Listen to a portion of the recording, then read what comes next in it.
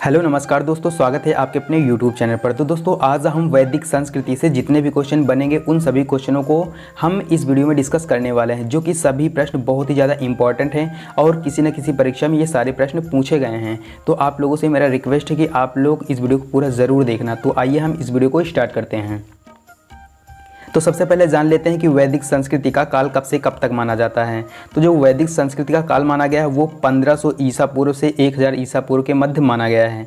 और आगे चलते हैं तो वैदिक संस्कृति को दो भागों में बांटा गया है। एक पूर्व वैदिक या ऋग वैदिक संस्कृति का काल किसे माना जाता है। तो इसका जो राइट आंसर हो जाएगा वो ऑप्शन नंबर ए हो जाएगा, 1500 ईसा पूर्व से 1000 ईसा पूर्व। और नेक्स्ट क्वेश्चन है, उत्तर वैदिक संस्कृति काल किसे माना है। तो इसका जो राइट आंसर हो जाएगा वो ऑप्शन नंबर बी हो जाएगा, 1000 ईसा पूर्व से 600 ईसा पूर्व। अगला क्वेश्चन है, आर्य शब्द का शाब्दिक अर्थ है, जिसका right answer option number B हो जाएगा, श्रेष्ठ या कुलीन। नेक्स्ट क्वेश्चन है, प्रारंभिक आर्यों के बारे में निम्न कथनों में से कौन सा सही है। तो इसका right answer option number D हो जाएगा, वे मुख्यतः नगरों में निवास करते थे। अगला क्वेश्चन है, इनमें से किस फसल का ज्ञान वैदिक काल के लोगों को नहीं था। तो इसका जो राइट आंसर हो जाएगा वो ऑप्शन नंबर डी हो जाएगा, तंबाकू। और अगला क्वेश्चन है, वैदिक गणित का महत्वपूर्ण अंग है, जिसका right answer option number C हो जाएगा, शुल्ब सूत्र। अगला क्वेश्चन है, किस वेद में प्राचीन वैदिक युग की संस्कृति के बारे में सूचना दी गई है, जिसका right answer option number A हो जाएगा, ऋग्वेद। नेक्स्ट क्वेश्चन है, वेदों की संख्या कितनी है। बहुत ही ज़्यादा इंपॉर्टेंट क्वेश्चन है। तो वेदों की संख्या कितनी है, इसका ऑप्शन नंबर सी हो जाएगा, राइट, 4। वेदों की संख्या कितनी है, 4 हैं। और नेक्स्ट क्वेश्चन है, ऋग्वैदिक आर्यों का मुख्य व्यवसाय क्या था, जिसका right answer option number B हो जाएगा, पशुपालन। नेक्स्ट क्वेश्चन है, भारतीय संगीत का आदि ग्रंथ कहा जाता है, जिसका right answer option number D हो जाएगा, सामवेद। अगला क्वेश्चन है, प्रथम विश्व निर्माता कौन है, जिसका right answer option number A हो जाएगा, मनु। अगला क्वेश्चन है, कृष्ण भक्ति का प्रथम और प्रधान ग्रंथ है, जिसका right answer option number B हो जाएगा, श्रीमद् भागवत गीता। और अगला क्वेश्चन है, ऋग्वैदिक में संपत्ति का प्रमुख रूप क्या है, जिसका right answer option number A है, गोधन। और अगला क्वेश्चन है, ऋग्वेद के किस मंडल में शूद्र का उल्लेख पहली बार मिलता है। ये भी बहुत ही ज़्यादा इंपॉर्टेंट क्वेश्चन है। तो इसका जो राइट आंसर हो जाएगा वो ऑप्शन नंबर डी हो जाएगा, 10वें मंडल में। और अगला क्वेश्चन है, पुराणों की संख्या कितनी है, जिसका right answer option number A हो जाएगा, 18। तो कितने पुराण है, 18 पुराण हैं। और अगला क्वेश्चन है, वैदिक धर्म का मुख्य लक्षण इनमें से किसकी उपासना है, जिसका right answer option number A हो जाएगा, प्रकृति। और अगला क्वेश्चन है, किस देवता के लिए ऋग्वेद में पुरंदर शब्द का प्रयोग हुआ है। ये भी बहुत ही ज़्यादा इंपॉर्टेंट क्वेश्चन है, जिसका right answer option number A हो जाएगा, इंद्र। और अगला क्वेश्चन है, शुल्ब सूत्र किस विषय से संबंधित पुस्तक है, जिसका right answer option number A हो जाएगा, ज्यामिति। और नेक्स्ट क्वेश्चन है, आर्य भारत में बाहर से आए और सर्वप्रथम बसे थे, इसका right answer option number C हो जाएगा, पंजाब में। जो आर्य थे वो भारत में बाहर से आए, लेकिन वो बसे कहाँ थे, पंजाब में बसे थे। और अगला क्वेश्चन है, वैशेषिक दर्शन के प्रतिपादक हैं। ये भी बहुत ही ज़्यादा इंपॉर्टेंट क्वेश्चन है, जिसका right answer option number C हो जाएगा, उलूक कलाद। और नेक्स्ट क्वेश्चन है, मीमांसा या पूर्व मीमांसा दर्शन के प्रतिपादक हैं, जिसका right answer option number A हो जाएगा, जैमिनी। और अगला क्वेश्चन है, वेदांत या उत्तर मीमांसा दर्शन के प्रतिपादक हैं, जिसका right answer option number B हो जाएगा बादरायण। और नेक्स्ट क्वेश्चन है, ऋग्वेद का कौन सा मंडल पूर्णतः सोम को समर्पित है? जिसका right answer option number C हो जाएगा नौवां मंडल। और अगला क्वेश्चन है, प्रसिद्ध 10 राजाओं का युद्ध या दशराज युद्ध किस नदी के तट पर लड़ा गया? जिसका right answer option number D हो जाएगा परुशड़ी। और नेक्स्ट क्वेश्चन है, धर्मशास्त्रों में भू राजस्व की दर क्या है? जिसका राइट आंसर हो जाएगा ऑप्शन नंबर सी 1/6, 1/6। और अगला क्वेश्चन है, 800 ईसा पूर्व से 600 ईसा पूर्व का काल किस युग से जुड़ा है?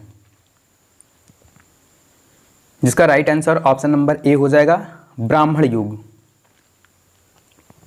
और अगला क्वेश्चन है, किस काल में अछूत की अवधारणा स्पष्ट रूप से उदित हुई? जिसका right answer option number D हो जाएगा धर्मशास्त्र काल में। और अगला क्वेश्चन है, गायत्री मंत्र किस पुस्तक से मिलता है? ये भी बहुत ही ज़्यादा इंपॉर्टेंट क्वेश्चन है। जिसका right answer option number A हो जाएगा ऋग्वेद। नेक्स्ट क्वेश्चन है, न्याय दर्शन को प्रचारित किया था? जिसका right answer option number B हो जाएगा गौतम ने। तो न्याय दर्शन को किससे प्रचारित किया था? गौतम बुद्ध ने प्रचारित किया था। और अगला क्वेश्चन है, प्राचीन भारत में निष्क से जाने जाते थे? इसका right answer option number A हो जाएगा स्वर्ण आभूषण। जो निष्क था वो स्वर्ण आभूषण के नाम से जाना जाता था। और अगला क्वेश्चन है, योग दर्शन के प्रतिपादक, ये भी बहुत ज़्यादा इंपॉर्टेंट है और आपको ये पता होना चाहिए कि योग दर्शन के प्रतिपादक कौन है? तो इसका right answer option number A हो जाएगा पतंजलि। आप इस क्वेश्चन को बहुत ही आसानी से जो है याद कर सकते हैं, क्योंकि योग कौन करवाता है?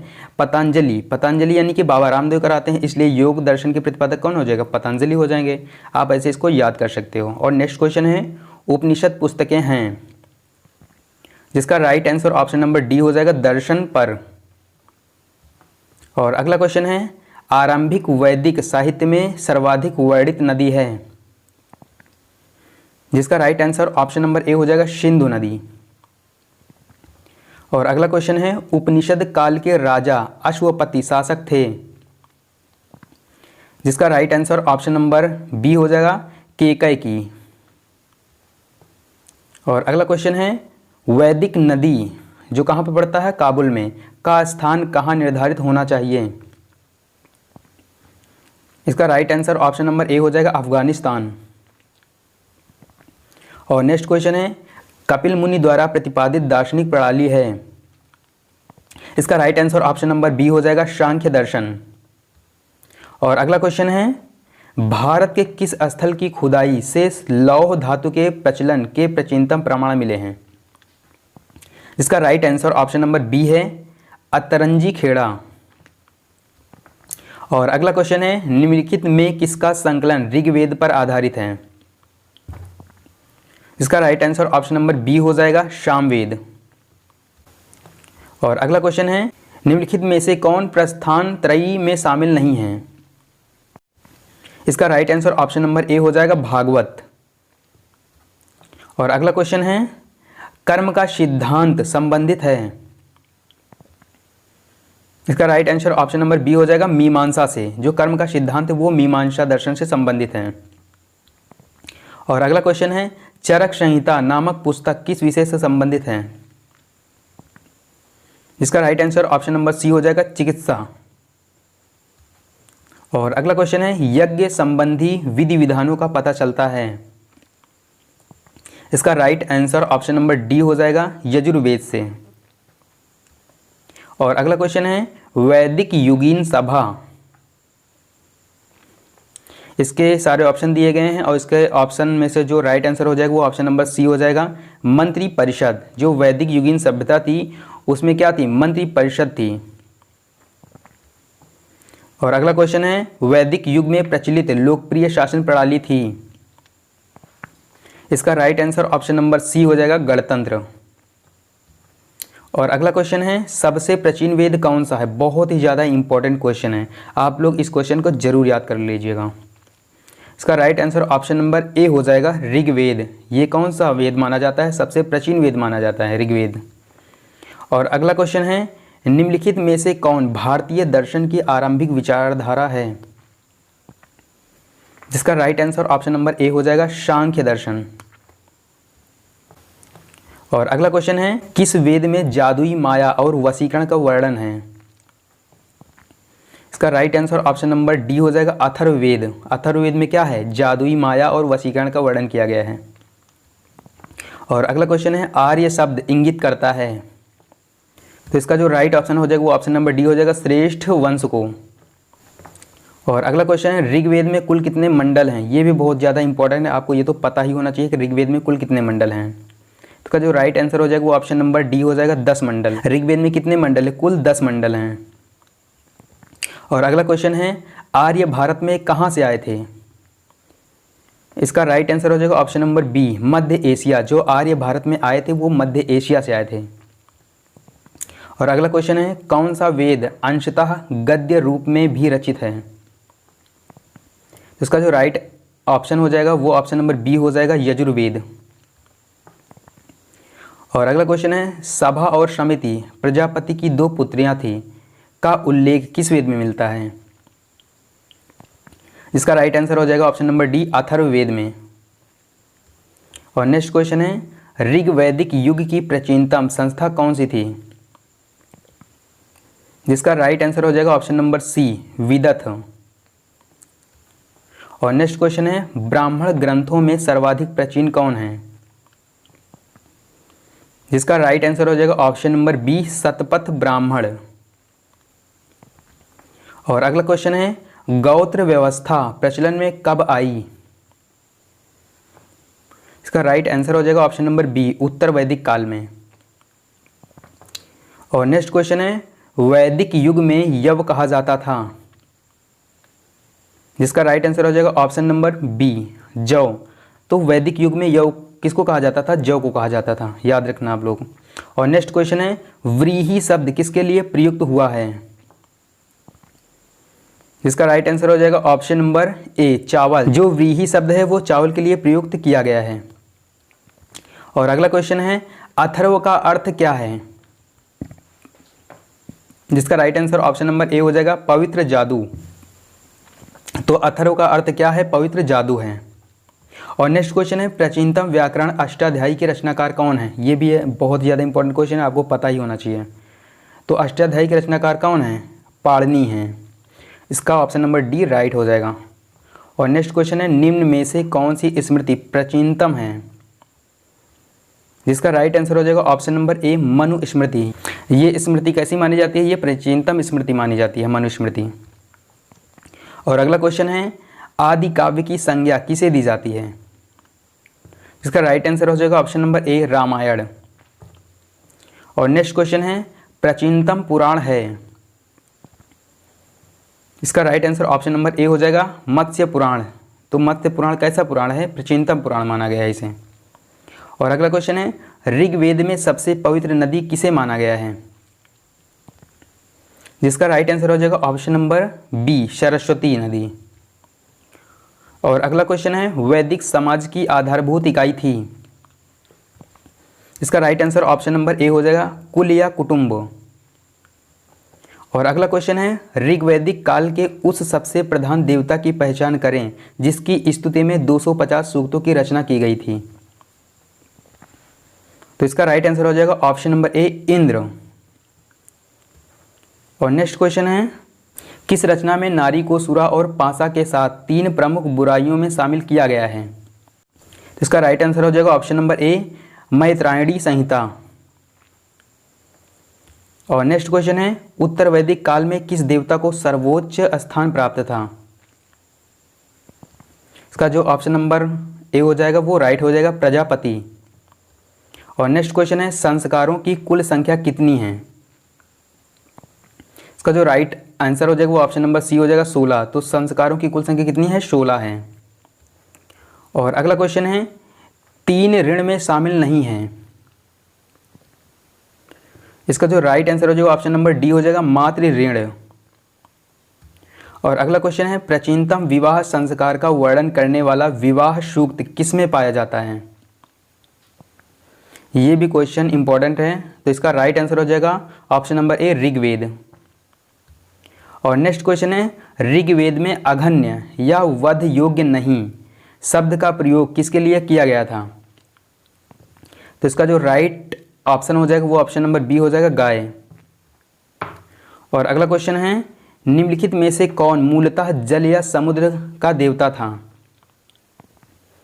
तो इसका जो राइट आंसर हो जाएगा ऑप्शन नंबर सी हो जाएगा, वरुण। तो वरुण क्या था? जल या समुद्र का देवता था।